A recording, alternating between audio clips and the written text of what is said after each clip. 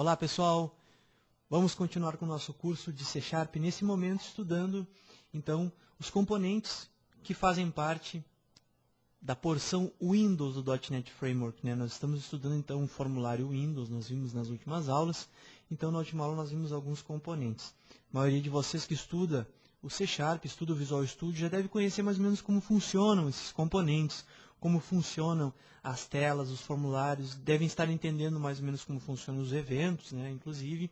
E nessa aula de hoje é uma aula bastante especial, porque ela vai tratar de uma personalização então desses componentes.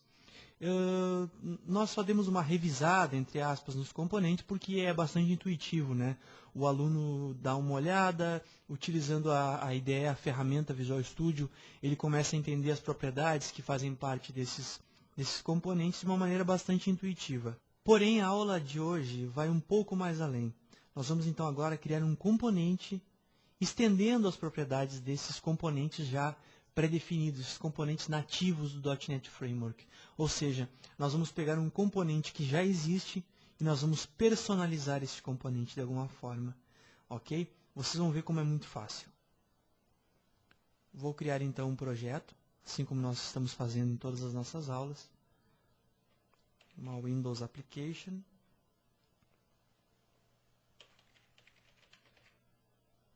Personal Component. Ok?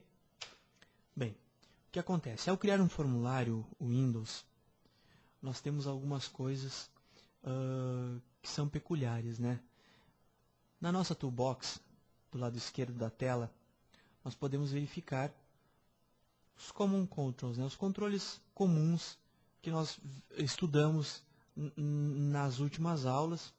E não estudamos todos ainda, mas eu já quero mostrar como é possível uma personalização simples desses componentes. Por quê? Porque a nossa aplicação muitas vezes requer essa personalização. Muitas vezes não é suficiente eu ter um text box na minha tela, simplesmente por ter um text box. Eu preciso de algumas propriedades a mais nesse text box. E eu, por exemplo, ao precisar de um text box que tenha o fundo com uma cor específica, eu deveria então personalizar todos os text box que eu iria colocar na minha tela e dentro do meu projeto, enquanto que eu posso, de antemão, também criar um tipo específico de text box que possa ser usado através da herança, através de herança dentro do C#. Vou demonstrar como eu faço isso. Eu quero criar um text box que quando eu sete o foco nesse campo, nesse text box, ele mude a cor, para que o meu usuário tenha mais facilidade para enxergar que eu estou com o foco naquele campo da tela. Perfeito? Como eu faço isso? Bem, eu vou criar então, de uma maneira bastante simples, bastante prática, uma nova classe. Vou fazer de um jeito bastante simples. Olha só, vou criar uma nova classe e vou dizer que vai ser um MyTextBox. Um textbox personalizado, ok? Vamos lá. Ele criou então a classe MyTextBox. Primeira coisa que eu vou fazer é setar essa classe para pública, para que ela possa ter acesso externo. Perfeito? Bem, vocês vão verificar aqui nas referências que eu já tenho a referência para o Assembly System Windows Forms, que é o assembly que contém o text box. Vou fazer a referência agora de uso dentro da minha classe. System Windows.forms. Ok, System Windows Forms. Perfeito. Nesse instante, eu já tenho condições, então, de gerar essa herança. Eu vou fazer com que a minha classe TextBox estenda, ou seja, herde TextBox. A partir desse momento, essa minha classe MyTextBox é uma TextBox também. Só que, a partir de então, eu posso estender essas propriedades da minha TextBox, criando um tipo, uma classe nova, que possa ser usada em todo o meu projeto. Ou seja, esse tipo MyTextBox vai facilitar o desenvolvimento do meu projeto pelo reuso. Eu vou poder reusar esse componente N vezes. Ok? que eu quero? Eu quero uma text box que quando entre o foco no campo, ele mude a cor, para que facilite a visibilidade desse meu componente. E quando o foco sai desse campo, que ele retorne para a cor original, para a cor default branco. Como é que eu faço? Eu vou trabalhar com eventos. Então, o que eu tenho que fazer? Se eu quero estender propriedades desse meu componente, como nós vimos nas aulas de herança, eu vou, então, sobrescrever essas propriedades, ou, nesse nosso caso, sobrescrever eventos.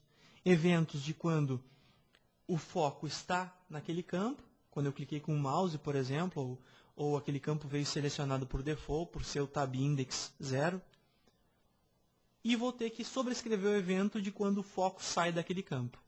Entendido? Vamos lá. Vamos sobrescrever esses eventos, então, que eu estou demonstrando agora. Vou usar public, override, on, got, focus. Ou seja, quando o foco foi setado. Automaticamente, quando eu dei tab, o Visual Studio já criou, então, essa linha de código base on got focus. Ou seja, ele vai pegar a classe Py e vai executar o construtor daquela classe Py. Ok? Ele vai executar, então, o evento, enfim, daquela classe Py. Certo? Legal. Depois dessa execução da minha classe Py, desse evento da minha classe Py, eu vou ter então a extensão desse código. O que eu quero que aconteça quando o focus esteja setado naquele campo? Ah, bem, eu quero que a cor de fundo mude. Então eu vou usar o this, porque eu estou tratando do componente myTextBox, ponto backcolor igual a system, ponto drawing, ponto color, ponto. Vou usar um light yellow aqui, ok? Um amarelo clarinho, para ficar com um bom design, ok? Beleza.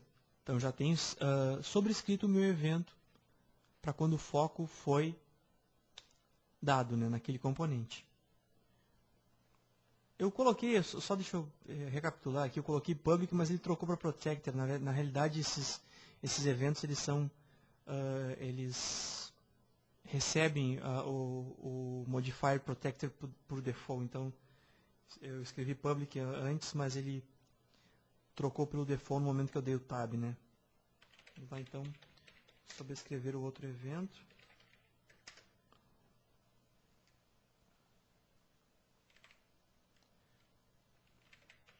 On lost focus, né?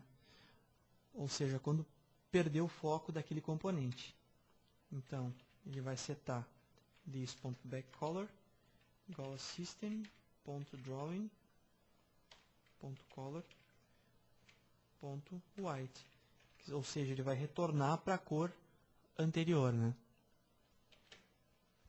Então, vocês viram que quando eu coloco o modifier override, o Visual Studio automaticamente seta o método de acordo com o seu padrão, com o padrão da classe que vem sendo, com a classe Py, né, do qual nós estamos herdando as características, né, específicas.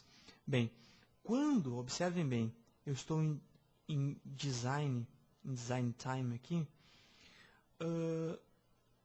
na realidade o meu componente não está aqui. Como é que eu vou colocar clicar e arrastar o meu componente para a tela? Como eu vou fazer isso? Olha só. Quando eu der um build na aplicação, Ctrl Shift B, observe o que vai acontecer. Dei o Ctrl Shift B, o Visual Studio automaticamente verificou que dentro desse meu projeto eu tenho um myTextBox, que na realidade é um componente. E o que ele fez? Aqui, ó, colocou automaticamente o meu componente na toolbox. E eu posso, então, simplesmente criar os meus componentes como se estivesse utilizando um textbox comum. Ele vai obedecer as características do objeto Py. Observem outra coisa. Como eu estou criando de uma maneira bastante simplificada, eu não estou criando nenhum íconezinho especial, nem nada. Eu estou mostrando a forma simples de criar esse componente, então ele não está tendo muitas personalizações assim. Ele cria num jeito bastante default, assim. Se vocês procurarem na web, tem como criar esse componente bem, de uma maneira bastante personalizada. Eu até posso mostrar isso mais adiante, se alguém tiver interesse. Mande seu e-mail pedindo que eu faça uma criação dessas, ok?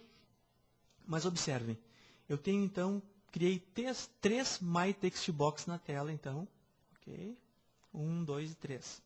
Quando eu rodar minha aplicação, vamos observar o efeito.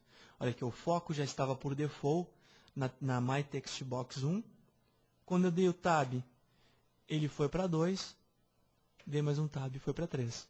Observem que a visualização do meu software fica muito melhor, né? Fica tranquilo. De repente você quer desenvolver o seu software assim, uma sugestão de navegação é essa, né? Eu acho que fica bem legal. É bastante usual para aquele usuário que não tem muita visão, tem algum problema de visão, alguma coisa, isso já é tranquilo colocar um recurso desse no seu software que funciona muito bem e pega muito bem com o cliente final.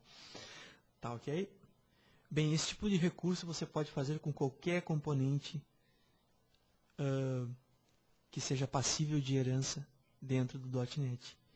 Então, você pode criar já os seus componentes, um componente textbox para uma função específica, de repente um componente textbox para CEP, com uma formatação de máscara.